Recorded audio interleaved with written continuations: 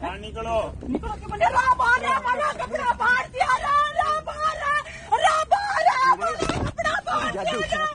एक viral video देखकर किसी को दोषी मान लेना सही है?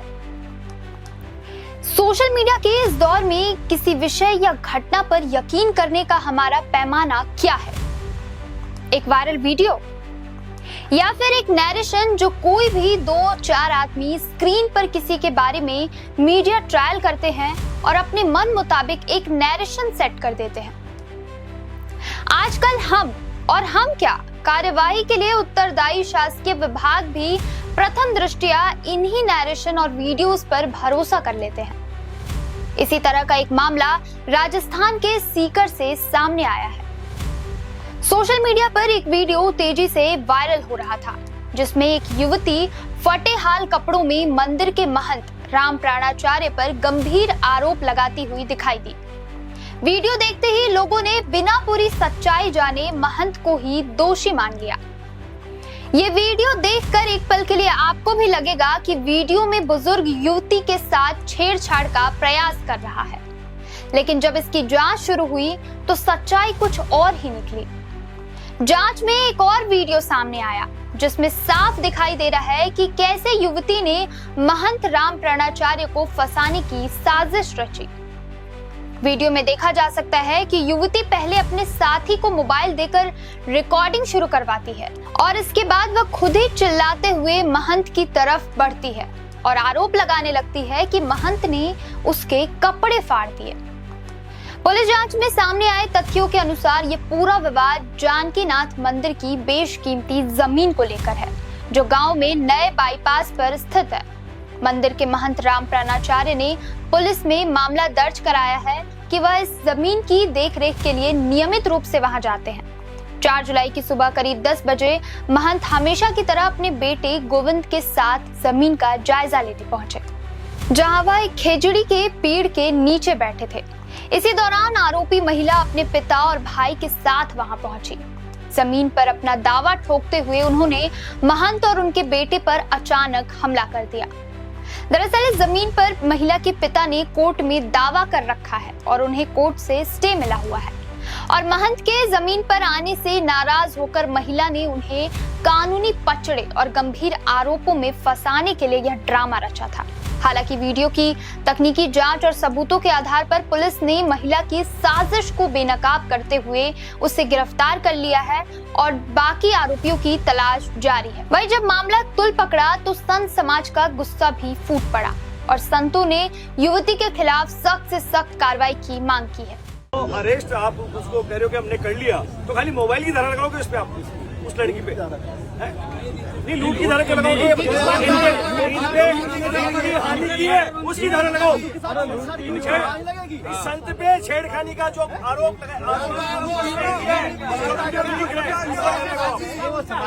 अब जरा सोचिए, अगर दूसरा वीडियो सामने नहीं आता तो क्या एक संत की पूरी जिंदगी झूठे आरोपों के बोझ तले दब जाती? उनकी प्रतिष्ठा और समाज में उसकी पहचान हमेशा के लिए दागदार हो जाती। ऐसे मामले न सिर्फ कानून के साथ खिलवाड़ हैं, बल्कि इससे उन लोगों के मामलों की भी गंभीरता में कमी हो जाती है जो वास्तव में न्याय के हकदार होते हैं। वहीं इस पूरे मामले पर शेखावटी के एक संत का बयान भी सामने आया है।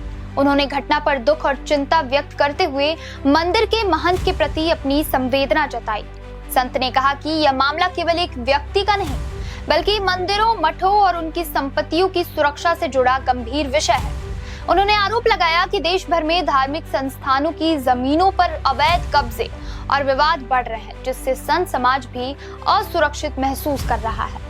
साथ ही उन्होंने संतों की प्रतिष्ठा और सम्मान की रक्षा के लिए सख्त कदम उठाने की मांग की।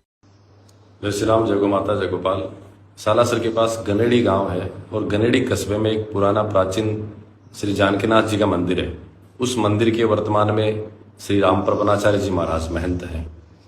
उस मंदिर के नाम की भूमि पर पिछले काफी समय से भूमाफियाओं की कुदृष्टि टिकी हुई है और वो भूमाफिया एक परिवार को आगे करके उस भूमि को हड़पने के लिए, उस मंदिर के महंत को, साधु को बदनाम करने के लिए अनेक कुचेष्टा प्रयास किए हैं। लेकिन 2 दिन पहले जो घटना घटी ये तो मानवता को तार तार करने वाली घटना थी। साधु को जिस तरीके से बदनाम करने का ये कुचेष्टि का प्रयास किया, जिसका वीडियो भी वायरल हो रहा, आपने देखा होगा, मैं तो दिखा नहीं सकता। ये एक शासन प्रशासन के लिए और समाज के लिए चुनौती है कि मठ मंदिरों की जमीन व मंदिरों की सुरक्षा, संतों की इज्जत आबरू की सुरक्षा किस तरीके से तार तार हो रही है। अतः इसके अलावा संत ने शासन और प्रशासन की कार्यप्रणाली पर भी सवाल उठाए। उनका कहना था कि ऐसे संवेदनशील मामलों में समय रहते प्रभावी कार्रवाई नहीं होने से विवाद और अधिक बढ़ जाते हैं। उन्होंने सरकार और प्रशासन से मांग की कि मंदिरों की संपत्तियों की सुरक्षा सुनिश्चित की जाए, दोषियों के खिलाफ निष्पक्ष कार्रवाई हो और भविष्य में इस तरह की घटनाओं को रोकने के लिए ठोस व्यवस्था की जाए।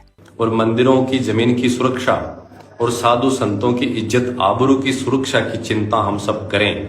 शासन प्रशासन से भी मेरा आग्रह है कि ऐसे ही सुनियोजित तरीके से षड्यंत्र करके मठों की जमीन हड़पी गई, संतों की इज्जत तार तार करी जा रही है और प्रशासन चुप है, अब ये नहीं चलेगा। सिख आरती का साधु समाज सड़क पे आएगा, इसका विरोध करेगा। कल आप सभी पहुंचे गनेड़ी और वीडियो देखो सोशल मीडिया पे, आपके भी रोंगटे खड़े होंगे। धन्यवाद। जय गौ माता। यह मामला सिर्फ एक जमीन विवाद का नहीं है, बल्कि यह इस बात की भी चेतावनी है कि कानून और गंभीर आरोपों का गलत इस्तेमाल किसी बेगुनाह की जिंदगी बर्बाद कर सकता है। इसलिए हर मामले में निष्पक्ष जांच, ठोस सबूत और न्यायिक प्रक्रिया ही सच्चाई तक पहुंचने का सबसे सही रास्ता है। सोशल मीडिया पर किसी भी वायरल वीडियो या फिर बहस के बहाने सेट किए जा रहे नैरेशन पर बिना छानबीन किए और सही तथ्यों का पता लगाए बिना भरोसा कर लेना भी समाज के लिए ठीक नहीं है। अगर इस मामले के पीड़ित बुजुर्ग के साथ वास्तव में घटित घटना का दूसरा वीडियो सामने नहीं आता, तो कल्पना कीजिए कि नारी उत्पीड़न की धाराओं में आज वो जेल के सलाखों के पीछे होता और बहुत संभव है कि उसके लिए एक लंबी सजा भी होती अगर साजिशकर्ताओं के इच्छाओं की पूर्ति न की जाती। या तो उस बुजुर्ग की किस्मत ही कहेंगे कि सच्चाई लोगों के सामने आ गई और साजिशकर्ता फिलहाल जेल में है। वहीं पुलिस पूरे मामले की जांच कर रही है और अंतिम फैसला अदालत में पेश होने वाले सबूतों के आधार पर ही होगा।